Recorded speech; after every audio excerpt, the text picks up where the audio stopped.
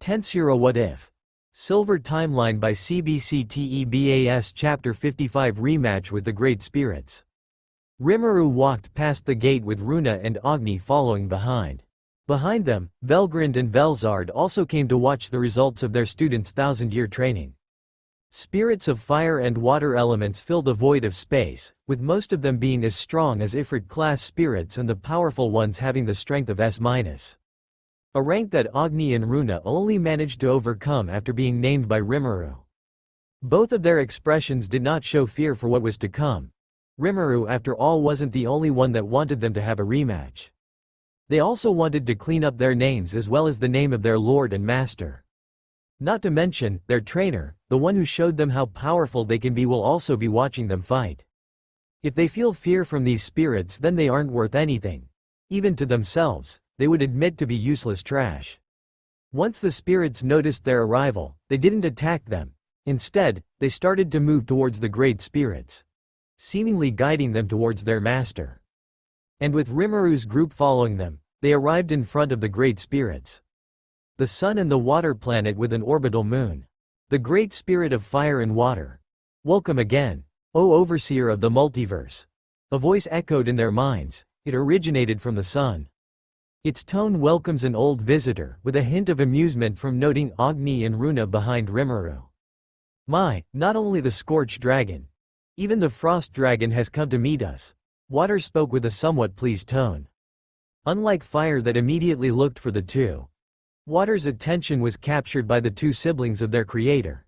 Scorched dragon Velgrund that it has already met, and frost dragon Velzard that they are meeting for the first time.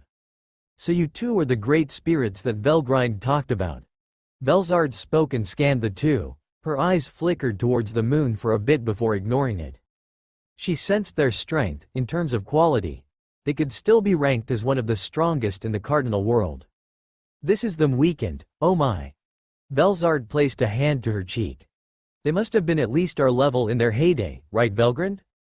The white-haired dragon turned to her sister. Her statement was if anything else completely factual. Whether intending it to be a compliment can be left to those who hear it. Yeah, I'm confident in defeating them now. But if it was in the past, and in their prime, even I'm not confident in my ability to take them on. Velgrund admitted, although with a hint of irritation. Rimuru smiled at their interaction. Of course for Rimuru, he could also defeat the two in front of him right now. But in their prime, even he'll admit that is impossible.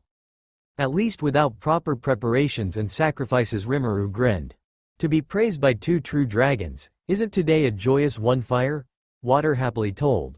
You could almost imagine a person saying it while smiling, all happily swaying from right to left. Indeed, even fire had to admit, being praised by them when they are not in their prime is something to be proud of. Not only that, the challengers have returned stronger than before.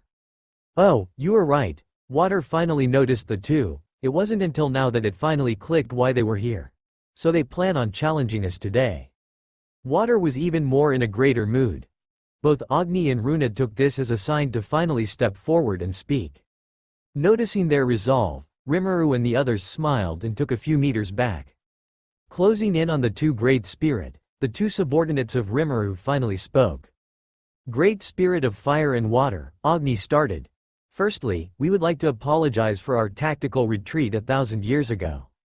Agni gave a quick bow. His apology wasn't one out of excuse, but one that lowers himself for his dishonorable retreat from the challenge that he accepted. We have been punished by our master for our actions. Runa started to speak next. In exchange for forgiving our shameful acts and failure, we have sworn to come back and accomplish this challenge. Ho! Fire noticed their intense determination from both their words and their eyes. Then it is good that you return. To have grown stronger after only 1,000 years, you must have really been determined to win. Water acknowledged their effort that could be seen in their magicule count and strength that they oozed out. Thus, we formally declare, I, Runa Agni, race, Waterfire Jin, accept your challenge. After the two shouted that declaration in unison, the spirits that have been watching from a few kilometers away have started to rush towards the two. Then come. The great spirits responded with glee in their tone. Tens of thousands of different elemental spirits of fire and water ganged up on both Agni and Runa. Some merely took half a second to defeat while others lasted for more than a minute. "Come out!" Agni shouted, and from the gate he opened with his key. Thousands upon thousands of Enkis rushed out of the gate. They were all combat ready with their magics and weapons on the go. Once out of the gate, they instantly started to attack the spirits that the great spirits created. "You guys come out too." Runa joined in, seeing Agni already opening up his. From hers as expected, came thousands of sirens, also prepared to lay their lives for their masters. "Hey fire, is this allowed?" Water, who was watching the scene unfold before it, asked. While their spirits have a few hundred that are S-, majority of them are only up to A+, with 30% of their force being special A. In comparison, Agni's and Runa's subordinates are all special A. Even more so, they are trained to fight beings stronger than them, as they are occasionally used as the primordials training partners with the demons. Additionally, Lilith's experiments need someone to fight her critters. As such, they are used to not only fighting beings like primordial demons, they are also well versed in melee combat from Lilith's critters. Not mentioning the thousands of scenarios they experience working on different universes. Well, I mean, before fire could answer water. The only rule was injuring your cores, Rimuru shouted from afar. Water and fire noticed them a few hundred light years away. Unlike the cardinal world that has a lot of strain with some skills, this universe that is completely filled with magicules managed to bring the name of the skill, universal detection, to its real potential and literal meaning. Rimuru and the others made full use of this and watched from afar to not get in the way. "Well, he is right," Fire answered in a quizzical manner. "Should you really be spacing out there?" Agni, who was dashing at Fire at high speed with his axe in hand, declared. As Agni gets closer to Fire's body, the heat started to be felt for his body. Ignoring the feeling of burning, his master made his body with the best material he could ask for, as such swung his axe without a care. Pyro art. Continental eruption. Hitting the gaseous surface of Fire's body, the plasma of the surface that he hit spread out of its spherical shape. Like a ripple, the gaseous plasma spread itself. However, it soon returned back to its original state. The attack that Agni did only managed to disturb the gaseous state of about 5% of the body. However, the fact that he managed to even get close enough to the body was something to applaud, as some challengers could not even manage to get thousands of kilometers near Fire. Impressive, young one. Even Fire was excited seeing the attack that Agni made. "I'll give this as a challenge."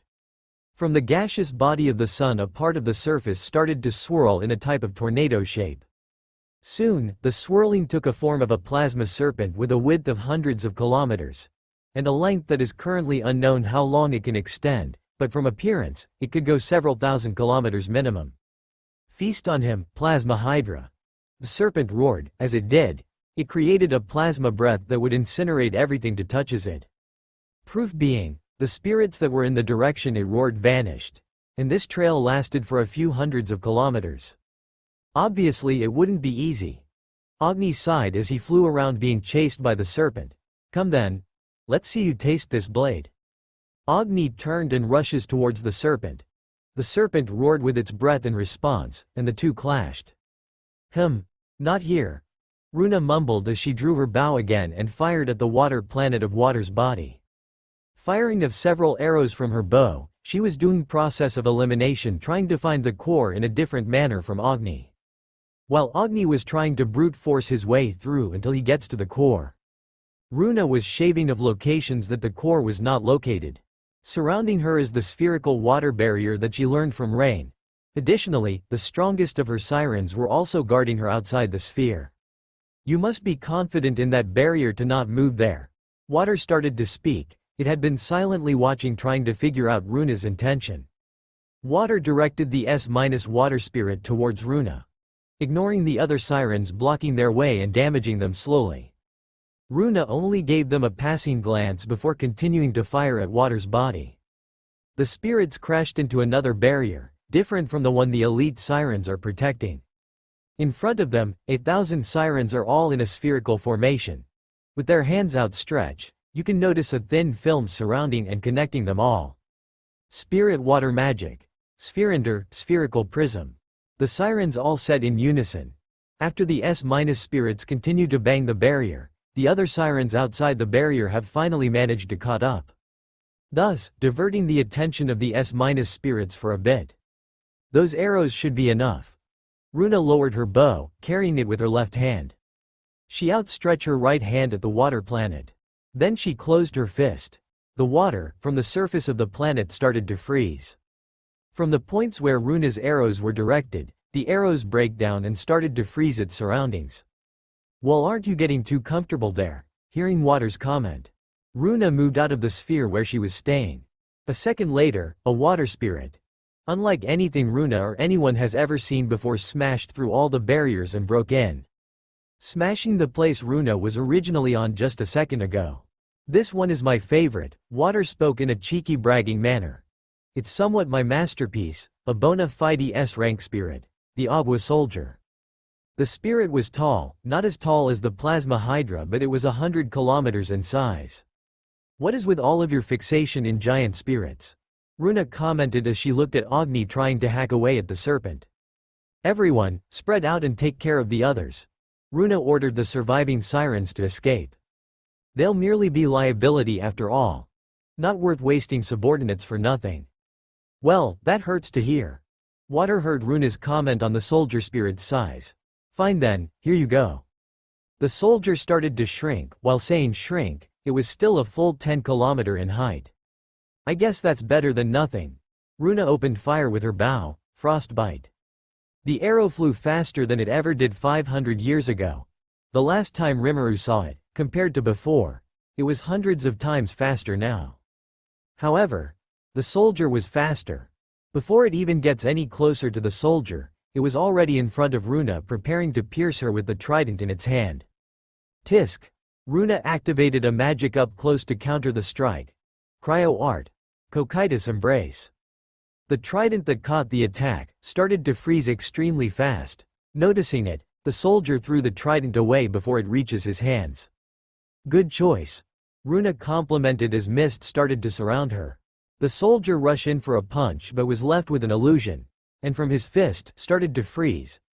Not in the same rate as the tridents, but was still dangerous. As such, it discarded the water that was freezing from its body. It lost a quarter of the size of its enormous fist from just that attack. Runa, who was hiding from the soldier, smiled at that action. And from within the mist, she once again pulled her bow for another shot. Frostbite Barrage. Thousands of arrows were fired from the mist. "Yes, I managed to cut it," Agni cheered as the serpent was cut horizontally. If Runa were to see this, she would place her hand to her temple and mutter, "Idiot, it's called Plasma Hydra." Ah! The serpent that was split in half started to morph. Then, the two halves became new heads for the serpent. "What?" Agni complained. "How do I defeat it?"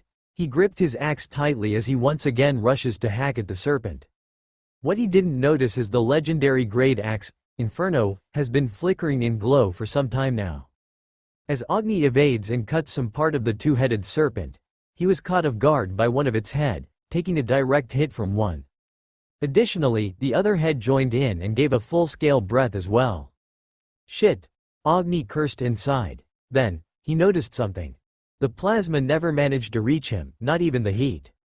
"What?" He looked at his surroundings. The plasma were twirling in like a whirlpool that was being absorbed by the axe. Specifically the glowing part in the middle of the axe. "Inferno? Oh, you evolved in grade?" Agni finally noticed the changes in the quality of his axe. It had undergone an improvement of quality. From its original legendary grade, it finally reached the level of the strongest, the mythical grade weapons. It appears to also have been given additional functionality by its evolution. All flames belong to the great underworld. Return to where it all began. Agni shouted, raising his weapon, Inferno. Just like the name of his weapon. The new ability that the weapon acquired is to manipulate and absorb all types of flames to use it as its own. Once the breath of the two-headed serpent finishes, in front of it, Agni was standing unscathed from their attack, with a wicked axe that continues to glow brighter as the second passes. "I see, you want to let it out?" Agni grinned as he brandished his axe towards his shoulder. "Alright, you stupid snake, it's time to die." Flying again in a similar manner to before, He plans to hit the serpent in its head with all his god. The serpents were already used to his fighting style, and knew that it had almost non-existent damage. Thus, they never would have realized that the combined destructive power of 2 breaths would return to them. Combustion magic. Rebound explosion. Agni's destructive swain that has the strength of the serpent's breath erupted as it made contact with the serpent. More than a third of the serpent's body, from the head downwards, were blown away, shaving off a lot of plasma from its original volume. Agni then flew in circles around the serpent. The plasma that were blown away were being collected by Agni inside his axe. That axe seems trouble. Fire openly admitted as it watched the events. Realizing that the axe was posing a real threat, it created 5 more plasma hydras. It is limited to creating only this much without having to decrease control on them. The perfect number of serpents controlled has been only 5, no more, no less. Hey, that's not fair. Agni complained as he finishes the serpent from earlier, then absorbing its remains. My soldier seems to be in quite the predicament. Water spoke with a troubled tone. Its soldiers, which previously had a size of 10 kilometers, only has about 3 kilometers left on its height. Thankfully, I managed to evolve my weapon before coming here. Runa raised her bow and fired several more arrows toward the soldier. The soldier, which was previously disarmed, has morphed a shield and sword from its own body. It froze its weapon so that, freezing it again by Runa would be pointless. It flew and dodged the arrows that Runa fired, however, it simply followed it until eventually it hit or something blocked it. The soldier raised its sword, not to attack the arrows. The other water spirit on its side suddenly blocked the path of the arrows, being frozen in the process, but managing to counter it. While the soldier was having problems with the arrows, Runa was gathering the water molecules in space via law manipulation. This is the end for you. A 10-kilometer arrow was created in just a few minutes. It swirled and it swirled, making it look more like a lance than an actual arrow. Aqua art. World ends arrow. Runa, who was above the arrow, shouted. The giant arrow fired towards the soldier, not only piercing it but completely destroying it, assimilating its water as the arrow continues forward, aiming to hit the water planet. Oh dear, water fired of water above, like a geyser, as it created a large barrier towards the place the arrow was fired to. The barrier held for a few minutes but was eventually broken by the arrow. The arrow hit the planet and pierced through it with its swirling force. A hole appeared on a part of the planet. Unfortunately, the hole was not anywhere near the center. That was close. I'm tired. Runa had almost exhausted all of her magicules from that attack alone, barely being able to even see clearly if she succeeded. She did, however, saw the incoming enemies rushing towards her. Didn't I just destroy you? Runa complained. Water created several lower-class Agua soldiers that rank S- towards the exhausted water djinn. Will you give up yet? Fire egged as it see Agni breathing heavily as he held his axe tightly. 3 of its serpent were dead thanks to the absorption and attack power of the axe. Not at all, not when I finally realized how to defeat you. Agni exclaimed in between heavy breath and dizziness. Defeat me, you say? I don't need to keep hacking on your snakes. It's so stupid that I keep wasting magicules on them. Agni smacked himself several times in the head with his palm as a type of punishment for his stupidity. You don't really have solid ground, so with enough power, I could go through you and directly to your core. Ha ha ha, amusing. And how will you do that when you are so tired? You may think the axe only fires the flames it takes, but it requires your magicules to even use those flames. The rest of the snakes started to surround and coil around Agni. He feed on them, Inferno. The snakes, not even managing to fire their breath, felt like they were being pulled by a gravitational pull and forcing them to come to the axe. Even as they tried to resist, and even as fire helped them resist, they were still eaten by the axe. Then Agni flew far away from fire. Begone! Runa shouted as she fired her arrows towards the soldiers. Fatal frostbite. The soldiers that were hit immediately froze and shattered, floating into space as mere debris of the battle. Are you giving up? Water asked worriedly, not of pitying Runa, but for Water to once again not find a successor. Me, not when I'm about to win. Runa grinned, denying any words of her close defeat. Win? Water was confused, from her words and her confidence. Then she noticed, far away from them, Somewhere that normally they would easily notice, but because of the battle was ignored. Far away from the planet, another arrow similar to the giant one from before was waiting. Twirling as it gathers more water, and grows even bigger than it already is. As of now, its size could easily be a fourth of the water planet's size. Not mentioning the force it will carry after traveling from that far away. No way, but you're out of magicules. Water was in disbelief, even it would need to use a lot of magicules to do something like that. And from far away as well, it would need to be very focused and not disturbed to do. Fire, here I come. Agni shouted once he was far enough. Then he turned and rushed back with speed. Pyro art, conflagration acceleration. Using his magic to boost his already fast speed, he was not even a blur to the sight of many. Even for someone like those in his level would declare that he is moving fast even with thought acceleration. With his magicule count, how can he still use so much? Fire could only mutter as he creates several strong serpents that coil in front as barrier. Rimuru, who has been watching with the other true dragon, grinned evilly. You did something. Velgrind, who was leaning to him, asked as she noticed his smile. Not really, Rimuru shrugged. I only gave them each Veldanov a magicule orb. He managed to held his laugh. Seriously, you? Ah. Agni spins his body with his axe in front like a sharp circular blade. Flaming stellar strike. Agni's attack cut through Fire's defenses like nothing as it travels through Fire's large body, passing through and leaving a large trail of ripple towards the gaseous plasma in his wake. Then, he noticed a humanoid-like flame. Like you'll get there easily. Fire readied his sword. Agni grinned. Then let's do this. Inside Fire's body, very, very near its core, the melee fight of Agni and it has started. The striking of Fire's sword and Agni's axe reverberate inside. The clashes were so intense that the nearby plasma gets pushed out of the planet. Agni needed this fight to finish quickly, though the heat is managing to get to him. As they exchange some more blows, others may call them equal. In terms of quantity of magicules, Fire has Agni beat. However, in terms of quality of usage of magicules, as well as experience in battle. Crimson Lotus Strike. Agni managed to cut the humanoid Fire. I actually lose. Fire admitted. Agni's attack not only hit Fire's humanoid body, but behind it. The core was only several meters away and he managed to damage it as well. I won, returning to Runa's extremely giant arrow. Aquatic Grand Turret. It not only managed to travel fast, but with its force that was accompanied by Runa's control. The water planet was left with a giant hole in the middle of its body.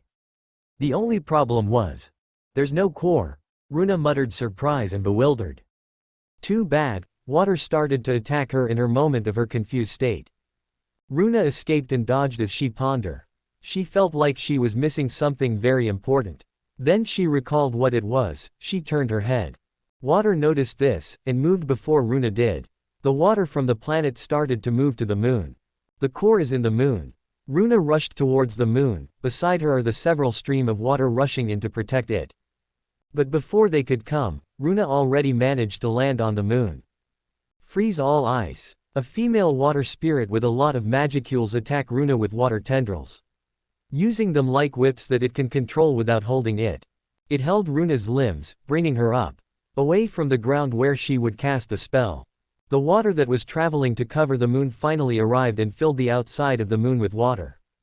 Within the sea of water that Runa and the humanoid water were, it started to drag her upward.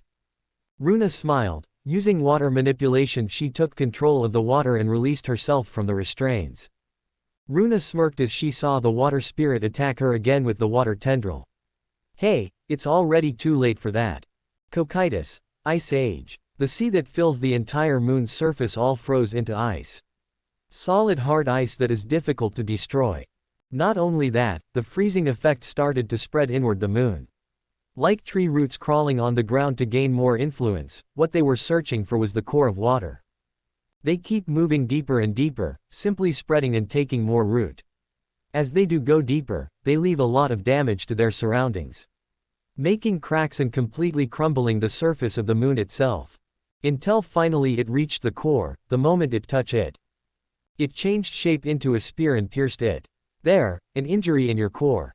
The frozen water on the surface of the moon suddenly disappeared. Not one bit of evidence was left that water has ever landed on that place. Indeed you have, water spoke with a calm and satisfied tone. It is happy that they have finally found worthy successors to pass their abilities before they disappear. While defeat from someone weaker is normally shameful, in terms of battle experience Agni and Runa have it higher. This would mean that they may have much more use for this power than simply what the great spirits were intended for by their creator. Runa got down to her knees and slowly fell face first to the ground. Gotcha, Agni caught her, before she hit the ground. He laid her properly on the ground before collapsing himself beside her.